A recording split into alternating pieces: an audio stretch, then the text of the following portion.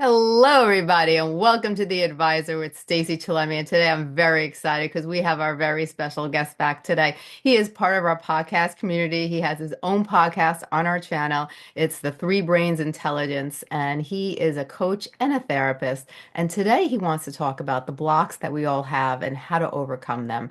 And this is something that I think is great because we all have blockage. We all go through things, and the question is, how do we overcome them?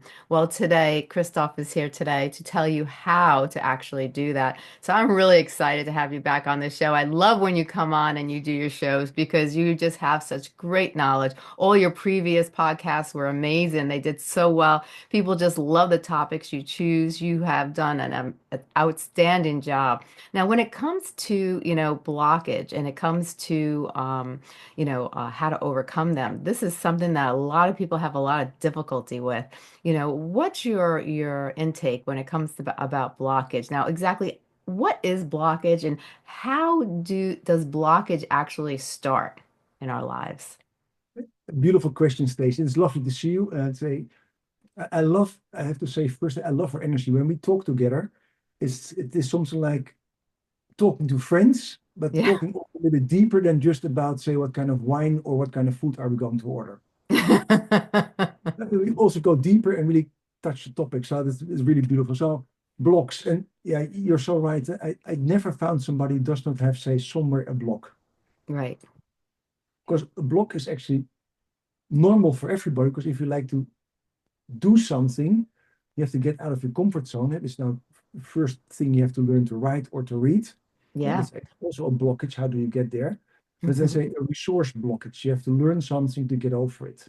Right. And so when you come back to blocks, it's actually, you have, say, the blocks of not knowing something. And you could sometimes say people get stopped by three things.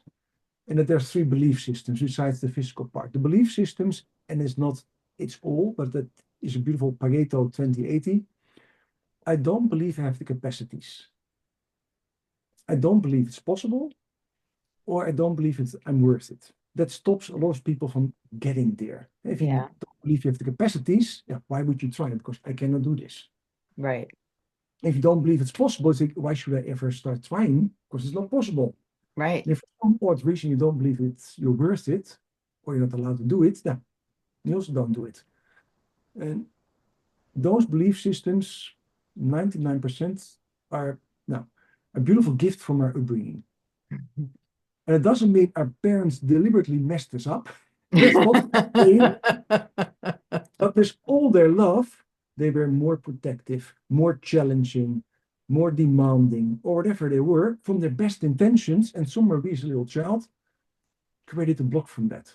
Because we Yeah. wanted to apply to the needs our parents gave Mhm. to us, but we didn't know how to solve it. So we created somewhere a different way to do it, or a belief system that we could not do it, and played around it. So 9 out of 10 of the blocks we have start from there. And again, it doesn't mean we're traumatized. It doesn't mean we're messed up. It just means that we adjusted to a situation that was maybe good when we did it when we were 5 years old or 10 years old, but not helpful when we are, say, adults Yes. anymore. Yeah?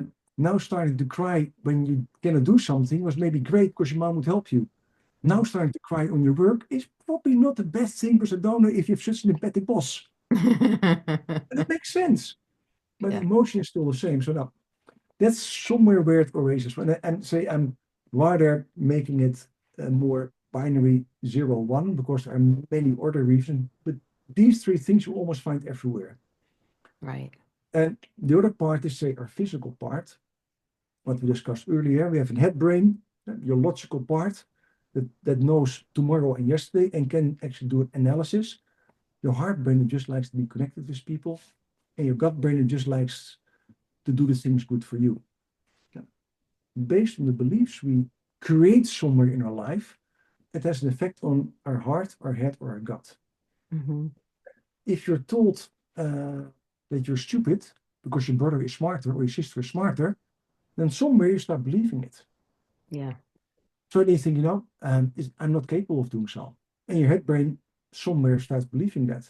And probably your gut brain doesn't have the confidence to start trying it. Right. Um,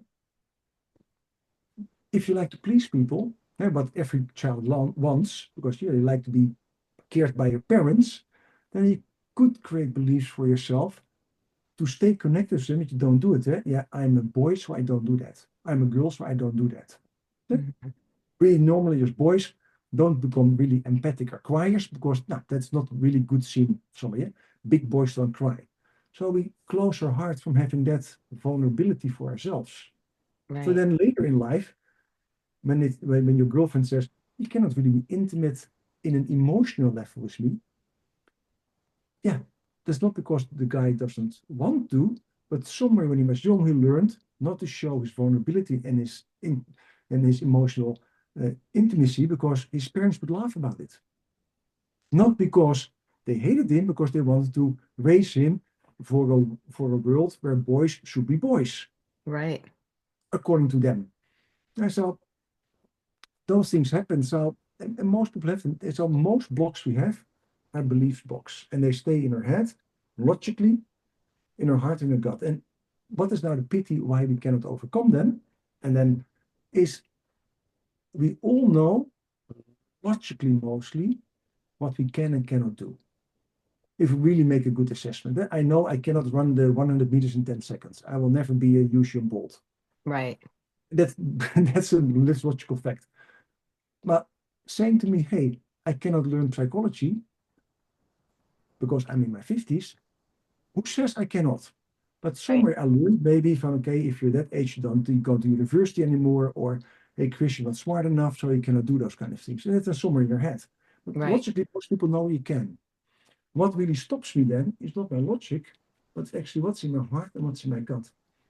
And maybe I'm raised by my parents. Hey, Chris, we all come from a blue collar family. Our whole generation was a blue collar family, so nobody goes to university here. So we are blue collar family. So even if I'm smart, I don't go to university because I'm a blue collar family. Right. And my heart stops me because just imagine what then my dad, my mom, my brothers would say if I would do so. They think maybe that I'm better than them or whatever, and I like to be connected with them. Poof, block. Right. But also your gut brain can stop you in moving forward because you didn't get the confidence to do so. Right. I was talking actually prior to this talk to a beautiful, really smart ass CFO who says, "Yeah, Chris, but I don't have a lot of confidence. I don't think I'm so smart." She's 34, CFO, manages a huge company and a lot of people. So if you look at the statistics, you think from, do you know your payout? Do you know who you're responsible for? Yeah. Say it again. But inside, she always was pushed down in a positive way by her mom. Yeah. In a way, it's not good enough. Right. Yeah? If she came back with an A minus, the question was why not an A? Hmm. So she never felt good enough. So Right. whatever she does in her work, when she's 34 and running as a CFO, a big multinational, finance-wise, Right. she always looks, it's not good enough. Yeah, Chris, Right. but I did not fix this. I did not fix that. So the gut brain doesn't have the confidence to say, no, I did an amazing job. Right. Age, who could do this who's 34? I said, who Yeah. can do this? Almost nobody. There's not a Right. lot of people. But she looks at confidence-wise the other ones. So I'm working with her actually to get her confidence back. Just the confidence back, eh? Not to talk about other things, but how do you start believing in yourself? Actually, stop getting that voice out of your head, Yeah. things you did not do. How do we get your mom out of your head and actually out of her gut?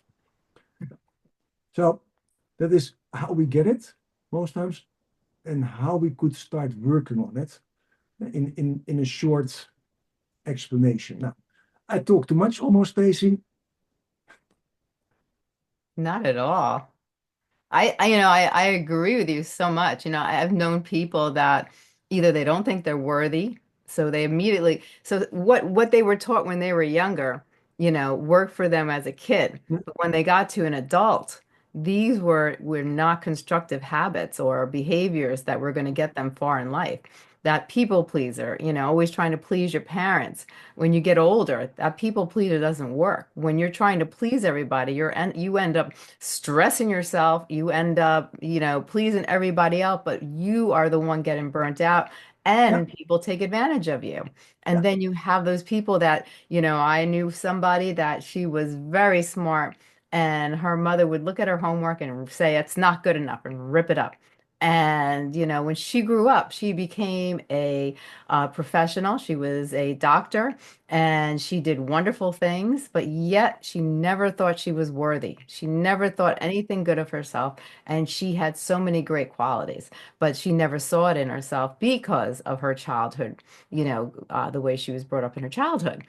So it traveled into her adulthood, and all these blockages started. So then her choices in life, besides her work, were not good because she did not think highly of herself. So she never, no even when she tried to strive and she tried to do things and she accomplished them, in her eyes, it just wasn't good enough, and nothing was good enough. exactly. And then, so it's like these blockages go into your in your adulthood area, but then you have these bad habits that you created in your childhood, because of the way your parents may have brought you up. How do we break those bad habits? And so we can have constructive behaviors that will help us elevate to higher levels and help us overcome those blockages. And then it becomes a beautiful example what you share, eh? And what's the pity, and I worked once with a person like that, and it was also her, by the way, it doesn't matter, and I let her write down in an Excel sheet what are all the good things of you. And she was actually also a surgeon, she was a surgeon. And what are the things, say, that you could do better? And I really make it this and this, eh? Because she wrote down, I think, 25 points she was good at. 3 points that she could improve. Mm-hmm. I asked her, when you look at this list, what do you see? What do you think she saw? It's 3 points. I said, 25 good, 3 points to improve. How does this weigh out? She says, yes. And really, yes, but those 25 points are good, but that's where I get paid for. Those 3 points make me really make me better. So she could only look at the 3 points. And what is the issue? Why don't we overcome always the blocks? Because if you let people see that, the people you know, the people I know, logically they see it. Mm-hmm. So she sees 25 points. She sees 3 points. Logically, and she said it on one moment, that logically, I know I should be extremely proud of myself that I achieved this, being 41 and having all these kind of things already on my name. Mm-hmm. But, and then the but came, these 3 points are really painful for me. So they are not logical, they're painful. Now, and then it comes, uh, our blocks, when they are emotionally connected, are stored in our heart or in our gut. And they have a memory, the heart and the gut. Yeah. And for people who say, is it true? Then I just invite you to research heart transplantations. And you become aware that everybody who has a heart transplantation, actually also memories are transplanted and habits are transplanted. And even taste and likes are transplanted. Mm-hmm. So having said that, same as the gut. So when the emotion is that emotional memory is stored in the heart of the gut, logic cannot override it. Right. So talking to the friend doesn't help. Talking to the coach doesn't help. Letting them understand them doesn't help. Say just do it doesn't help because Right. it's all logical. And the heart says, yeah, but, or the gut says, yeah, but. And within 2 weeks, they pull the person back to the old system again. So if you like to solve, say, blocks, Mm-hmm. you have to coach them, therapy, a system, whatever word you like to use for it, on their heart or gut memory. And that needs a different kind of work. That's not just saying, uh, tell to your heart, Stacy, that you're good enough. Right. Because I see you already start laughing. I can say that, and how does it work? Sometimes I'm just going to tease everybody now. When I have a lot of females in my training or in a web, and most times in a webinar, I say, and also the guys, by the way, because that's also fun. I said, so tonight, um, you go to the bathroom, you close the door behind you, you strip your main clothes off, and you can keep your underwear on if you like it. But you're going to tell to every body part of you, you're beautiful and I love you. And Mhm. tomorrow I like to see the hands who did it, who succeeded. And then I have 150 people in a webinar. How many people do you think can raise their hands the next day? I'm gonna think either very few that did it. Absolutely. Only a really few. And it's not the guys who can do it always. There are some guys also, now, Chris, did you see my calves? I said, no, I never saw your calves. But people are so extremely critical on themselves. Yes. And they know that if they would say to a friend, they would say, no, you look good. If they would have, I said, who of you is parent? Now, half of the group says, yeah, I'm a parent. Okay. Mhm. When you looked at your baby, did you ever say you have chubby arms and you're ugly? You ever say to your baby you're ugly? Which parent said that? All the hands were down. I said, so you don't say it to your child, but you're going to say it to yourself. Does that make sense? Now, logically, it does not make sense. Right.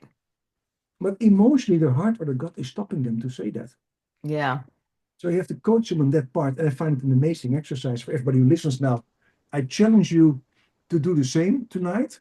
And if Stacy really likes to have a lot of responses, you can send a WhatsApp or email to Stacy. Stacy, I did not succeed. Help. You can also do it to me. You can also send me a WhatsApp and fill my WhatsApp messages. I love to hear from you. Uh, and you will be astonished about yourself that on some parts you cannot say, you're beautiful, I love you. Arm, ass, tits, belly, ears, whatever it is. And that's not because you don't think it's beautiful, because people said it to you. And you started to believe the people. And it Right. became actually something you believe. And a Yeah. belief is logically not true, because who says that these are beautiful or not beautiful ears? The beauty is in Right. the eye of the beholder. But somebody started to believe, and logically you know it's not true, but emotionally your heart or your gut cannot overcome it. So then we have to work on that. And there's really, and you know it's the beauty of that, Stacy, and that's why I love my work and get always totally enthusiastic. The heart and the gut don't know time. Mm. Only our beautiful head knows time, knows tomorrow and yesterday. So our head knows, it was said by my brother, my sister, my bullying schoolmates when I was 13 or 14 or 15, whatever time. Your Right. head knows. Your heart or your gut still believes it now. Right. And the moment the heart and the gut knows it's past tense, it was actually that bully boy when I was in secondary school or in high school. Then the heart and gut says, "Oh, so it's not needed anymore. This belief. Oh, and it drops it right away. Poof, and it's gone because it only stores because it doesn't have a massive memory as our head. It only stores what's really important for our survival and Yeah. for our bonding. The gut for our survival, the heart for our bonding. So if it's not needed, it right away throws it away because then it can store some other kind of really important memories. So, and that's beautiful. And it's gone. It's gone. I worked with somebody 2 weeks, yeah, look, 2 weeks ago, and the person had one of those beliefs. I'm not good enough. The most famous one. I'm not good enough. Hmm. I see him last week. Said, "Hey," I say, last week we worked on that, and what kind of improvement did you make? And maybe Yeah. small, maybe it's big. What improvement? He said, Chris, you will not believe what I'm saying. I said, okay, challenge me. He said, I can tell you from my heart, from my gut, I'm good enough. And he used some strong words to emphasize that as being and he said, okay. And I said, I like to challenge that you're not good enough. I said, Chris, what on heaven's earth do you know? You're just one stupid Dutch guy who gets his money by just seeing me a lot of times. So I'm not going to buy this story of you. And he just pushed me away. And when we discussed it later, I said, Chris, I don't know what happened to me. He said, but I don't believe it anymore, that I'm not good enough. And that was except his heart or gut dropped it off the bandwagon. And he said, I can even not find it anymore. Right. Even if I say it to myself, I start laughing. And that's what I love about it. So when everybody who hears it, it always doesn't work in one session. I'm not going to say, oh, by the way, but when your heart and gut lose the emotional connection to the memory, it's Hmm. gone. Then that specific block is gone. Right. So if it didn't work up to now, for everybody, for you, for me, for everybody, yeah, also for myself, but I'm the first one who raised his hand. Don't feel anything negative about it because your mind is not capable of really overwriting them. Right. And if people say, you just have to put your mindset in it, and if the pain is good enough, you can find a solution. No, because I see people who really have issues with smoking or with alcohol, where the pain is really massive for them, and they can Hmm. still not stop. The amount of pain doesn't mean you stop. Right. Maybe it's a motivator to stop, but it will not help you. It will not make you stop. And it's actually finding the connection there. So that everything did not work up to now is actually to blame to all those popular other gurus who say, just put your mindset in that, make micro habits, do little steps. And if people say, yeah, but then, and maybe I said it on Stacy, and yeah, I think we discussed, you know how many times a baby falls on his or her butt before they can stand? Is it 10, 20, 100, or more than 1,000 times? Not sure. More than 1,000 times. Wow. Before the baby can stand, it will fall down more than 1,000 times. My sister always said I tripled that number. I've got an older sister. And so if I have issues, I know it. Not kidding. But, so a little baby does not have a really developed head on that moment. And we Mhm. are born with 80% of our brain size. And up to year 3, the brain in the head gets massive new connections and it grows by in the first year was 100 million connections an hour, and later on to at least 100,000 connections an hour, up to year 3. So Wow. the baby does not know what he is doing in that part. It doesn't have a memory of it, no collection. Because you don't know you fell down 1,000 times, and I don't know I fell down 3,000 times. No. But every time we just stood up again with a big smile and did it Hmm. until we managed it. Right. Now we're adults. Are you going to fall 1,000 times on your butt before you learn skiing? Or would you just say, I'm not going to ski? Right. Who has the perseverance to fall down 1,000 times before they manage to ski or to bike or to swim? Almost nobody. Nobody. Maybe use an example that Edison did more than 1,000 experiments to For change the the light, light to bulb. break the light bulb. And we found that a massive experience, 1,000 times. Yeah. And that we still use it as an example because it's so extraordinary to do that as an adult. But Yes. coming back to us, to overcome your block by repetition, what almost all those beep beep gurus say out there is setting up yourself for frustration and failure because you're not going to try it 1,000 times. Right. So people do it the same as the patches for stop smoking, and it doesn't work. Yeah, it's now the 20th of January. People with their good year, New Year's resolutions had their quit day probably 1 week ago. Because Hmm. Quitters Day is something famous by the WhatsApp, by the Strava app that measures when people start doing all the good things, the 2nd of Hmm. January, after the alcohol is out of the system, and Yeah. it dropped down within 2 weeks. Wow. Because their logic says I should do something about my belly. Hey, I like to do something about my stamina. I like to do something about my health. Logically, in 2 weeks, within 2 weeks, their heart and gut says, we're not going to do that. We're not going to do that. And they fall back and they go back to the old routine. Yeah. So it's not, for all those listeners, it's not about that you're not strong enough. You don't have enough perseverance. You're not weak. You're not whatever. No, you choose the strong strategy based on all those popular gurus who say you can. And unless you're Usain Bolt, unless you're a gold medal winner in sports and willing to train 6 hours a day, you will not do that. Right. Do you know, and that's amazing, eh? There's people who do the Tour de France in biking. Hmm. We had COVID a couple of years ago. I think everybody knows. Yeah. So they were not allowed to go on group biking, all this kind of stuff. And was an at least famous Dutch sprinter. He lives in Monaco. Hmm. And you know how many hours he was on his bike, so on his exercise bike, on the balcony every day? 6 hours. Wow. Now, Stacy, would you be 6 hours a day on your balcony on your bike to train yourself just on No, the bike and not moving at all, just on your exercise bike? that's 6 hours. crazy.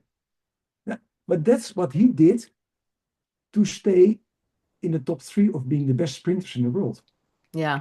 Yeah, unless you have that determination and that grit, you will not succeed in following the exercises of micro habits, step will be behavioral change, and all this kind of stuff, because it needs so much repetitions to get that muscle memory there to Right. override the systems in your heart and your gut. So you have to work really on that belief, and if the belief is changed, it will pull you to the good thing, Hmm. and that makes a change. So easy is it? It is now. It is so easy. It doesn't mean it's always easy. Yeah?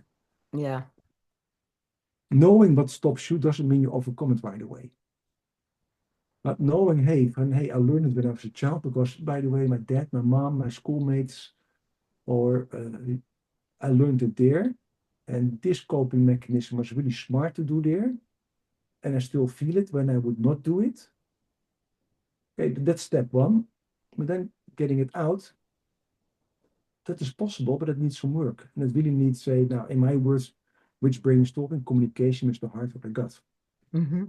And the moment that happens, it happens. And again, if you do the right thing, it happens also rather quick. So as So you mentioned the step one and step two. Now, if someone wanted to overcome their blockage, what can they do to overcome it? So if we had to break it down very easily, what would you tell them to do first, and then second, then third, and so forth? the first thing, of course, is analyzing where it's coming from. So you don't have to go back in the whole thing. Oh, my mom said, my dad said, my schoolmates said, but find somewhere what happened and create for yourself first on logical level. Is it still needed to have this block, or I call it sometimes coping mechanism, it sounds positive, because and then acknowledge it was extremely useful then. Is it still useful now? Probably the answer is no. What are the secondary gains I still do it? And what are the benefits that I still do it? Hmm. If you're a perfectionist and you like to get rid of it, what's the benefit of being a perfectionist? If you write an email, it looks perfect. If you do a job, it looks perfect. So a lot of times that the secondary gains keep you stuck to it. So it's like, can I be still doing a perfect job without doing it always and being perfectionist? Yes, it is actually possible to split it there anymore on logical level. And then Right. from the logical level, you go actually to the emotional level and say, okay, I learned it to please mommy, daddy, or to be part of the peer group at school or whomever it is. Yeah. And then you're going to have in that part, say, you could say a discussion with yourself and sitting down and saying, say I would talk to daddy, mommy, uncle, schoolmate, whatever, and not to the person by itself, because that is not, but say to the good part of that person, the compassionate part of that person. But I will say that golden part in their heart that actually likes to do good. And some Yeah. people are just big Fs because they're just messed up in their life, so you have to seek a little bit harder. But then I say, if you cannot find that person, say it's a horrible schoolmate who bullied you and he's not good, and then say, okay, when that boy or girl was he born like a bully? No. What happened to him or her that he became a bully? That probably messed up older brother, sister, parents, whatever kind of stuff. Okay. Now go back to his heart or her heart when he was born. Was it good? Yes. Now, say you would ask that part of their heart, is it still needed that I do this coping mechanism not to be bullied by you, to get appreciation from mommy, from daddy, from whomever? Most times that heart, not most times, their heart will say, of course not. It was useful when you were 5 years old, 10 years old, or 15 years old. And somewhere let that communication sink into yourself, okay? And on a hard communication, so really from a hard communication, talk to heart, most times, it's not needed anymore. I Right. don't need, actually, more. I hear their heart talk to me. Stop it. Leave it. It was useful when you were 5, when you were 10, when you were 15. Don't do it anymore. I was messed up. I wanted to do the best for you. I love you. Or I was just in pain by myself. And Mhm. don't listen with your logic, listen with your heart. And doing it by yourself is harder, but I know for myself, I did it a couple of times. It works. Mhm. You have to get more in a meditational state for that. If you now sit logical talk, it doesn't work because we're in our head. You have Yeah. to get in an emotional state so that you can feel your body. And Mhm. I can tell you from my own experience, doing it by myself, you can have massive relief. You really have to like, oh wow, what happened there? It's almost Yeah. like you get a wake up call. And the same you can do with your gut brain. With your gut, okay, I learned this survival mechanism or this coping mechanism to be smarter, and it's not helpful anymore. Why did I learn it? From whom did I learn? Oh, learn it in that situation because it was smart to do there. Okay. Is it still needed now? Not. Okay. Which persons benefited from it? Me and maybe A, B, C. Okay, say I would talk to A, B, C on that level. Would it still be needed? No, probably it's not needed anymore. And when they have the communication with, say, you can talk the energy, spiritual, imaginary, other heart or gut, it Mhm. drops off the bandwagon. And why I say it works was besides that I did it, and say I will say I'm not an Ben Johnson who runs the 100 kilometers 10 seconds, but it means everybody can do it. Because Yeah. I don't see myself as special. I don't see myself as the Dalai Lama sitting on a mountain. I'm just in that part an average Joe Black who's just maybe a little bit smarter, a little bit more experienced than other people, Yeah. but you can. You just have to find an easy, relaxed, beautiful spot. And there's one golden rule for it, and it is you have to find a place where you feel totally safe to be vulnerable. Mhm. Because sometimes a tear comes out, sometimes an emotional reaction does it. And so if you're sitting there and your partner is next to you and says, "Hey, Chris, what are you doing?" That's maybe not the place where you like to do it. Yeah. That's the spot where you like to do it. Where you say, no, if I have to cry, if I like to scream, if I like to be frustrated, it's totally okay. Right. But if you feel safe to do it, you can open your heart or your gut to let that come in. I like that.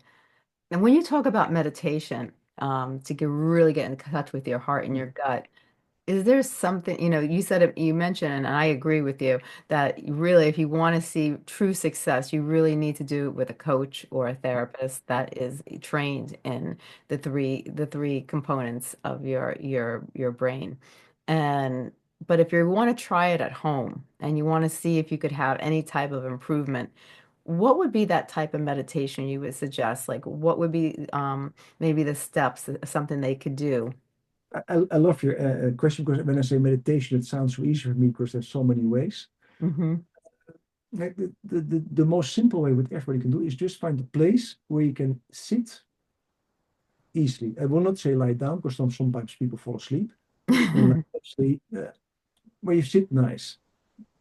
Theoretically, the best is if you could sit straight because then your whole spinal fluid and all your nerve systems are, I say, able to communicate. And if you find that nice spot, there are two things that helps amazingly good. One, of course, what everyone knows probably is breathing. If you breathe in, you activate the sympathetic nervous system. If you breathe out, the parasympathetic nervous system. So you first start focusing on your breathing in and breathing out slowly. And slowly is you count 1, 2, 3, 4 in, 1, 2, 3, 4 out. And while you do so, you become aware. You start thinking for you start connecting with your big left toe. Start feeling your left big toe. Hmm. And then the little toes next to it, the other four. Until you feel them. Then you feel your heel of your left foot. And then you go to your right big toe. And the little toes next to that. And your heel there. And when you feel that, then slowly you start feeling your knees, your hips, and the rest of your body going up to your shoulders and your head. You create a bodily awareness while you keep on breathing in a relaxed pace. And actually, that is almost enough. Because if you do that, and you don't put a time frame on it, from I have to do it in 1 minute, 2 minutes. If it's 5 minutes, okay. And if you like to go back from your knee to your calf to your foot, it's okay. As long as you just go slowly up and you end somewhere up in between your ears, Yeah. it's okay. Because what does that? The breathing helps to regulate, say, the whole system inside your body and your Right. heartbeat. By becoming aware of your body experiences, you do a body scan, you create an inwards focus. So you start connecting actually your mind from the outside world to the Hmm. inside. And if you connect with the inside world, it helps you to connect with your heart, your gut, your head much easier. So you Right. become much more, say, somatically attuned. Hmm. And that works amazing, that works perfectly. And why I say start with your left toe, you can also start with your right big toe, because that's Right. the part the farthest away from your heart and is the end of your body. Right. And it helps you to just to go there and just feel it, because everybody can feel it. And the moment you feel your toe, here or the toes next to it in your heel, you do an inwards focus. And if you go to your other foot, no, actually, you also right away ground yourself. And that's why I start with the feet, you ground yourself. And then you go slowly up from the grounding, you bring the energy up from the ground to your knees, to your calves, to your knees, to your hips, to your pelvis, to your abdomen, to your chest, to your throat, to your head. So you can even do your arms and your hands if you like. You create an inwards focus Right. from the grounding up. So you bring the energy from the grounding up to yourself. Hmm. So it doesn't have to be fancy or beautiful, and doesn't have to be perfectly focused 4 seconds, 4 seconds. What you like to do is to create a state where your busy mind becomes less busy or actually becomes relaxed. Right. Because if you're relaxed, you go from a beta state of delta waves or of brain waves in your head, you go to an alpha state. An alpha state is enough to come in this state. You don't have to go in deep hypnosis. But the alpha state is the zone out state. Right. And then on that moment when you sit there, you can just what we just discussed. Hey, where did I learn it? How was it useful in that moment? Okay, I'm rather smart ass. Okay. Is it still useful now? No. Okay. Who benefited from it? For who did I learn it? Oh, from my mom, my dad, my schoolmates, whatever. Okay. Say I would look at the best beautiful part of their heart that just has goodness inside them. Would they still that I like to do this? No. Okay, by the way, do you hear that heart? They said no. Hey, dear heart, what would you like to hear from your dad, your mom, your schoolmate?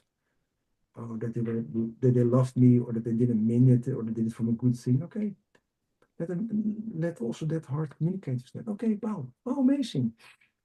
How are you now? And most people will feel an emotional shift. I move my shoulders because that's most times what people do. From, hey, Chris, I feel something moving. I said, yes, I see it moving. I see your shoulders moving because your body just responds on it Yeah. I love it. I love it. Now, tell us a little about your services that you provide. a little bit. Now, as you said already in the beginning, I'm an executive coach. So in the business world, I coach executives, and it is everybody who leads or has a personal development wish. And I say most times executives, but of course, the moment you get gray hair as me, then you start seen as being really smart. So then you become more acceptable for executives. So I help people in that part. And, and the other part is being a clinical psychotherapist, clinical hypnotherapist, help people say in the therapy part. And in between I studied NLP, Reiki, constellations, and blah blah blah blah blah blah blah blah blah blah blah, etc. To help people, how can I make them flourish? How Yeah. can I make them actually live the life they want to live? Yeah.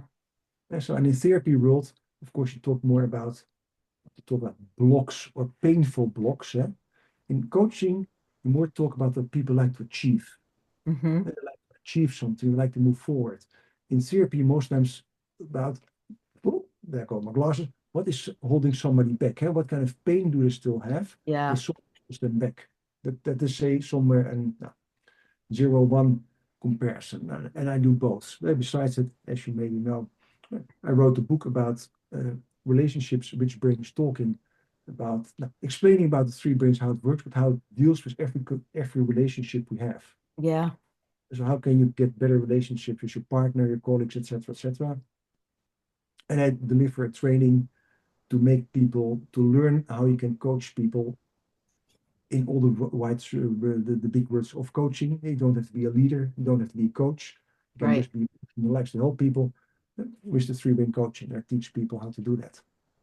So those are my main services I do. Besides being enthusiastic, being on your show and broadcasting this, because by being on your show and having this podcast, I hope that many people listen to this and think, hey, Stacy, you brought in a good guy. This helps me to create a better life without even seeing a therapist or a coach or whatever. Well, that right, would be great if we could make this world a better place and we don't have pain anymore. But when we discussed before this, when you see people have horrible diseases or suffer so much, say, toxicity in the workplace or don't have a happy relationship, it's not needed. I right. don't say we don't have them, because we all have them somewhere in our life, Yeah. but it's not always needed. Hmm. So, long story short, that's why now we do what we do.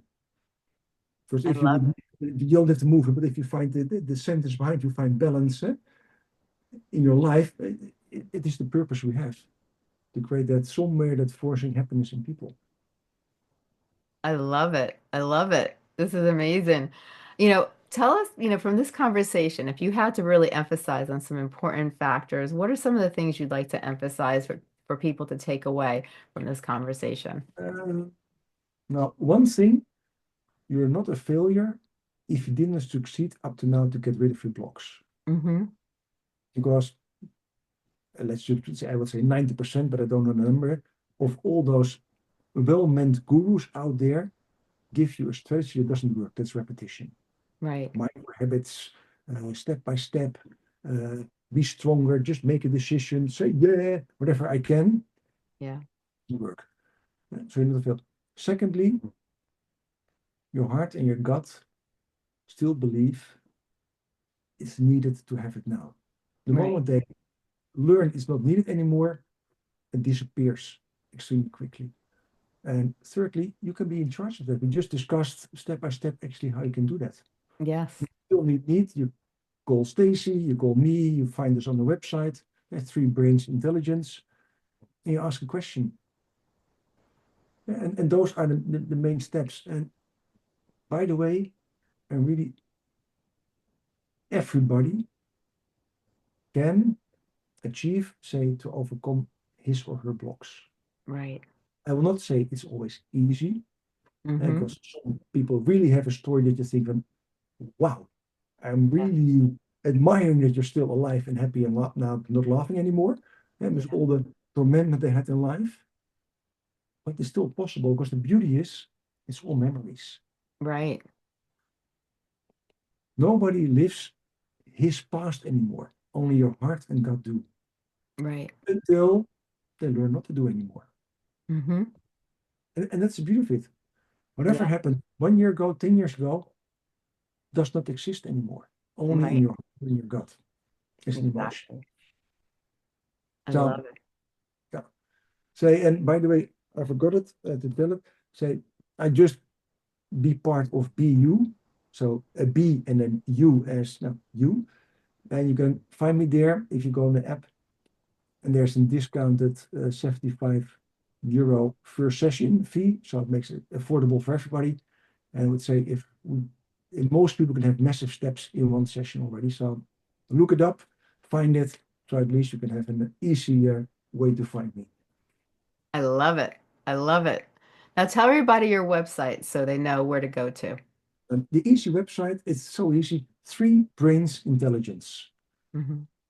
I And why love it's easy, so you can also find my name, but based on my last name, the Snijders, that is Dutch written. That is just like your last name. That is one way you can always misspell easily. Chili me. And how many else? Yes. it. So three brains intelligence, and you find everything because our three brains are intelligent. I love it. I love it. I love it. I love it. Oh my God, this has been amazing. Thank you so much, Christoph, for coming on the show today. I think this is a great topic because blockage is something that we all deal with. We all have blockages in all different areas of our life, and so many people get stuck and they don't move forward because they don't know how to overcome those blockages. So the information you provided today was so useful, so helpful, and hopefully, you've really touched a lot of people and they will understand that there is ways to overcome our blockages, that life doesn't end because, we are stuck in a certain area of our life, that we can undo those blockages and we can move forward and we can reach the goals we want to reach. So this was wonderful. I thank you so much for coming on this show today, and I look forward to our next conversation. This has been amazing. Thank you, Stacy. Same for you. Love to see you next time. Talk about another beautiful topic and how we can make people make a happier, better, flourishing life. So thank you all for listening to the amazing Stacy and of course the amazing me. But Oh, you've you been have to give yourself a wonderful. compliment at least sometimes. Yes. People find it awkward, but it's really strange. We give babies at least 50 compliments a day. When you're adults, you get maybe five. Yeah. But give yourself a compliment that says, oh, it is awkward. But actually, it's absolutely good to say, give yourself a compliment if you deserve it. Because I think we did an amazing show already. Yes. I Daisy. think So we we can did give too. ourselves a compliment. We did an amazing Yes. show. Yes. I give myself a compliment. I give you a pat on the back as also. Give each other a peck. Yes. You have a great day. Thank you so much, Christoph. Bye bye. Bye bye.